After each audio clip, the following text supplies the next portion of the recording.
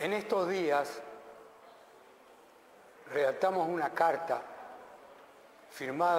que está siendo firmada por 100 pintores uruguayos contemporáneos, actuales, para presentar al Museo Nacional de Artes Visuales, pidiendo una muestra retrospectiva, que tengo entendido que hay 300, 400 pinturas de Carlos Llanos, para que se conozca un poco mejor un pintor que todos los que firmamos, o estamos firmando, consideramos que es de los más destacados pintores uruguayos. Inclusive algunos, entre ellos yo, opino que es tal vez el más destacado de los continuadores de la Escuela Torres García. No lo conoció a Torres, pero se integró rápidamente en el año 49 a los continuadores de la escuela, a los alumnos principales, inclusive nombrados por Torres, los dos hijos, Horacio y Augusto, al Puig, que después se fue a Estados Unidos, Joño Montiel, que fue un poco el que le comunicó más directamente las enseñanzas, Gamarra, pintores que continuaron la escuela, inclusive se mantuvieron unidos y lograron hacer lo que se llamaba exposiciones del taller por todo el mundo, porque ya Torres estaba teniendo mundialmente una gran resonancia. Se puede decir que ya no es un creador. Es un gran creador, porque justamente, yo decía por ahí, en otras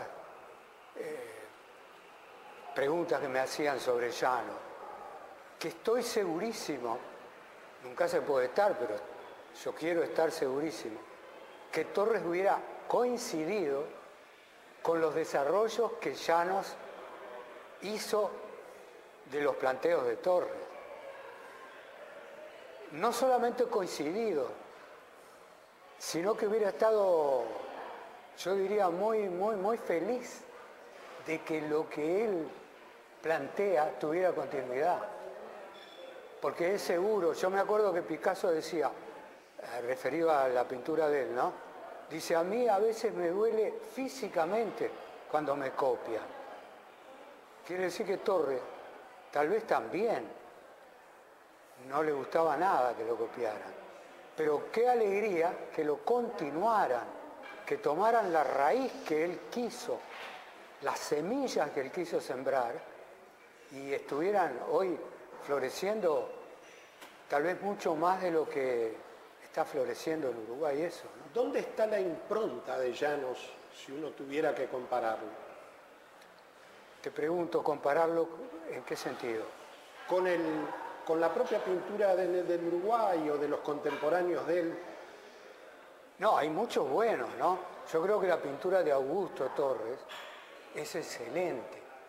Lo que hizo Gonzalo Fonseca es excelente. Pero Gonzalo hizo algo que más bien tiene que ver con la escultura. Pintor, y ahí es donde yo doy el valor central a Llanos, es Carlos Llanos. Llanos salió también del Uruguay, ¿no? Tengo entendido que fue a Brasil. ¿Cómo fue esa experiencia? Yo tuve la gran oportunidad con un grupo de estudiantes de hacer una visita a San Pablo y a Río de Janeiro con Llanos, que fue casi puesto ahí para poder hacer un estudio, un diálogo, ir a los museos, ver qué era esa gran ciudad, ¿no? Y yo recuerdo, pero con emoción, verlo pintar, porque Llanos pinta todos los días. Pinta y pinta y pinta. Como Picasso. Como Picasso, como todo pintor de verdad. Y me acuerdo verlo entusiasmado, como motivo, como tema, frente a los morros y la favela. ¿Por qué? Por ahí en la onda digital yo leí el entusiasmo que le provocó cuando fue a Europa el encontrarse con el Greco, en Toledo tal vez. El entusiasmo, el Greco, pero no me habían hablado. Claro, el Greco es constructivista. El Greco es de la rama que después, la gran pintura del siglo XX, toma, seguido por Cézanne, otro constructivista, y después ese entusiasmo por la favela, por Río, por esa cosa tropical, colorida que tiene Río, es la rama que más acentuó Llanos, que es la rama del color como estructura. Estamos hablando de construcción, de estructura y de color. El color también es una estructura. Eso lo decía Matisse, Van Gogh, Matisse, el Greco, Cézanne, a finales del siglo XIX, son los que inauguran la gran pintura del siglo XX. Y Llanos tuvo un pasaje también por algunos lugares del interior del Uruguay. Melo. Él volvió a Melo, porque había nacido en Melo, para formar un taller. Fue breve, fue un tiempito. Y claro, el contexto mundial no permite, como en la historia de la humanidad, dejar herencia, como el mismo Torres, ¿no? Dejar una herencia intelectual, una herencia a continuar, una herencia a profundizar.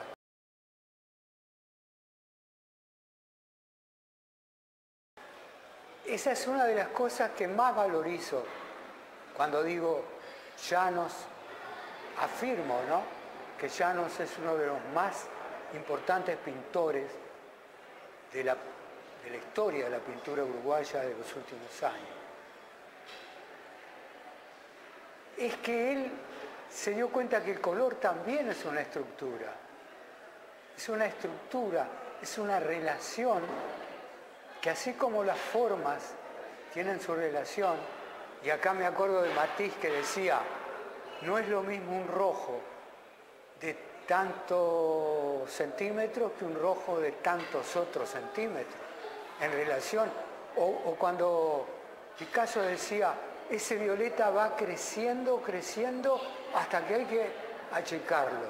Es decir, el color también conforma una estructura, Por eso el Greco, Cézanne, Van Gogh, y ahí Van Gogh es donde más claramente acentúa la importancia estructural del color. El primer libro de Torres García se llama Estructura, ¿no? De 1900. Y Llanos ¿sí? percibió ese proceso. Y yo diría que más que percibir, lo recibió de Torres, pero no dicho por Torres, sino como implícito en la enseñanza de Torres. Porque si no hubiera sido hacerlo sin sentirlo. Yo creo que en la enseñanza de Torres, si la tomas profundamente, está inevitablemente el desarrollo de la relación dialéctica entre el color y la forma. Y ahí es donde, repito, Llanos tiene una importancia fundamental. Es el pintor que llevó con más fuerza la importancia del color en la estructura. ¿A usted como pintor le dejó una herencia? A mí me dejó todo.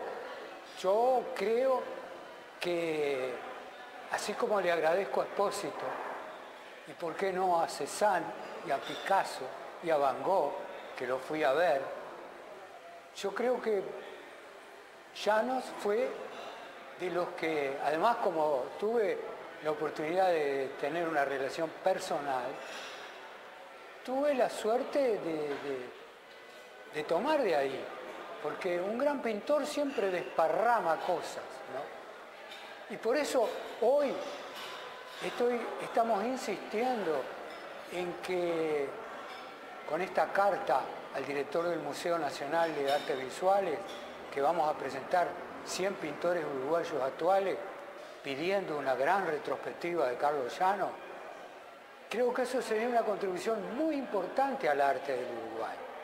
Porque ustedes perciben que la sociedad uruguaya todavía no ha tomado bien a Llano. No ha tomado bien a Llano y no ha tomado bien a mucho arte que se ha ido diluyendo en los últimos tiempos. Pensemos que esto es transitorio, que este mundo bueno, tal cual es, ¿no? Con poco arte y mucho entretenimiento, es transitorio. Pero la lucha está entablada.